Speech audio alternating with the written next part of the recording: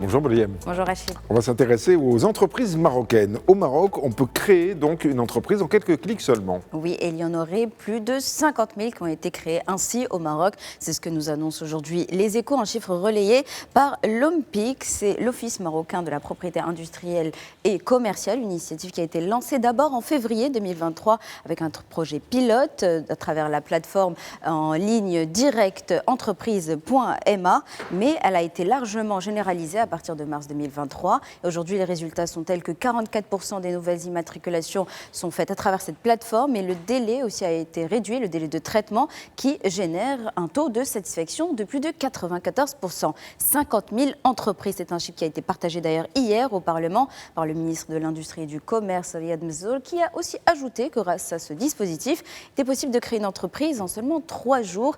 Mais ce ministre a aussi été interpellé, comme nous le partage tel quel, par une députée de l'opposition, Selwa Demnati, qui pose cette question: est-ce que c'est vraiment réel? 3 jours seulement pour créer une entreprise, parce que pour elle, la réalité est tout autre sur le terrain, notamment sur le temps nécessaire pour créer une entreprise, qui serait plus long, qui donc serait de plusieurs mois et pas de quelques jours. Mais elle parle aussi de cette stratégie de digitalisation qu'elle remet en cause, parce qu'elle considère encore aujourd'hui que les démarches papier restent largement préférées dans l'administration marocaine. C'est donc un échange très tendu qui relance justement le débat sur l'efficacité de la stratégie de digitalisation des services publics. Alors, est-ce qu'il n'y a pas là en effet un écart entre cette ambition de l'État et les obstacles réels rencontrés par les citoyens marocains? Parce qu'on nous présente beaucoup de plateformes aujourd'hui numériques pour faciliter notre vie, mais est-ce qu'elles tiennent réellement leurs promesses? Et justement, c'est une question à laquelle tente de répondre Le Matin à travers l'interview de Manal Belfré, qui est une experte en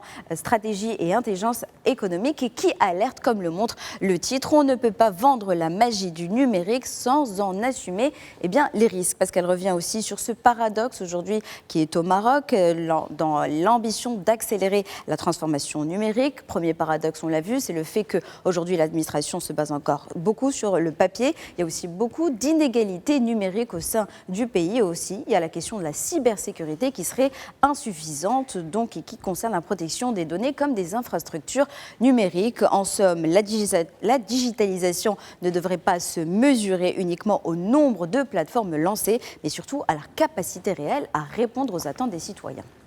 Et à propos d'entreprises, la presse nous dit aussi que les États africains essaient de structurer les commerces de proximité. Et d'abord au niveau législatif, du moins en République démocratique du Congo, où Actualité CD nous indique que le gouvernement a annoncé l'entrée en vigueur du décret réservant le petit commerce et le commerce au détail exclusivement aux citoyens congolais. Selon l'administration congolaise, ces mesures visent à créer un environnement économique plus structuré, mais depuis quelques années, révèle l'article, de nombreux commerçants congolais dénoncent une concurrence devenue difficile à soutenir pour l'ensemble des petits commerçants. Et cette volonté justement de réorganiser le commerce de proximité se trouverait également au cœur de Casablanca au Maroc. D'ailleurs, Bénin Web TV nous indique qu'il y a cette menace de fermeture du marché dit sénégalais de Casablanca, qui est aussi appelé Africa Town parce qu'il regroupe beaucoup de commerçants venus d'Afrique de l'Ouest et qui se trouve proche de Bab Marrakech. Donc c'est aujourd'hui, disons, une rumeur qui circule déjà depuis quelques jours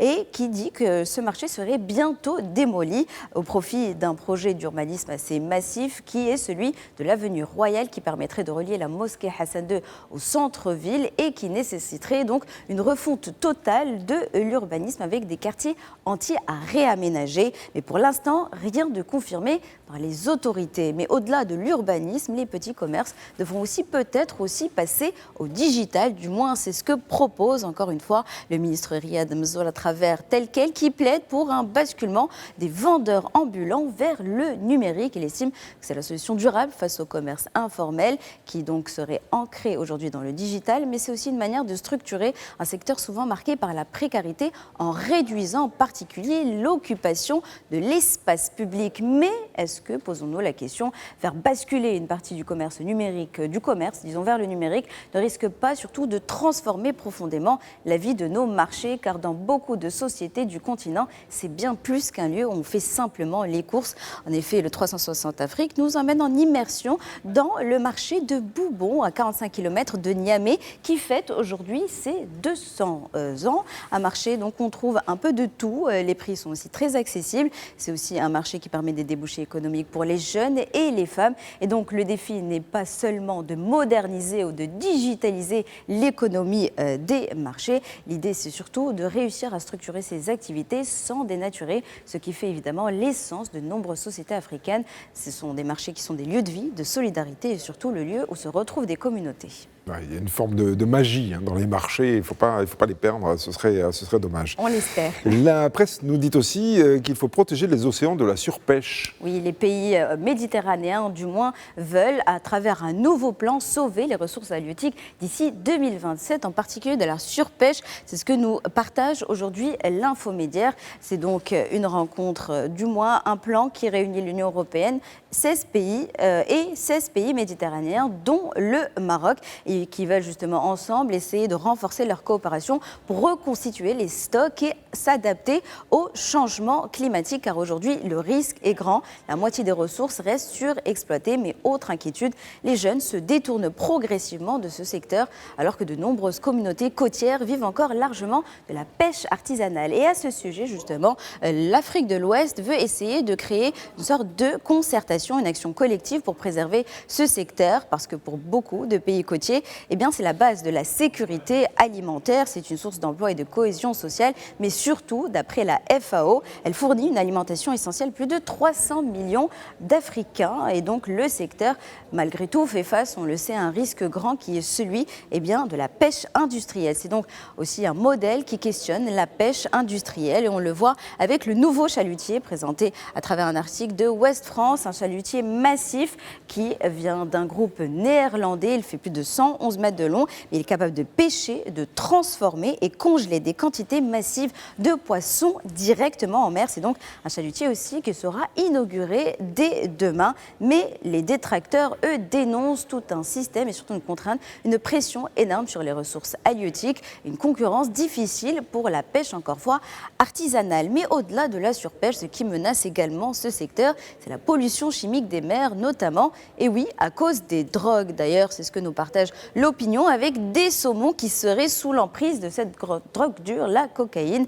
Car en 2022, on rappelle l'article, près de 292 millions de personnes dans le monde ont consommé des substances illicites. C'est une étude d'ailleurs qui montre que le résidu chimique présent dans les eaux usées perturbe fortement le comportement des saumons atlantiques. Ils sont 2 fois plus rapides et s'éloignent de leur habitat, donc ils sont plus facilement exposés à des prédateurs.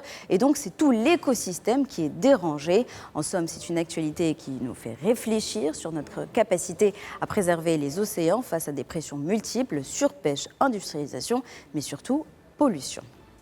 Effectivement, nous sommes aujourd'hui le jeudi 7 mai 2026.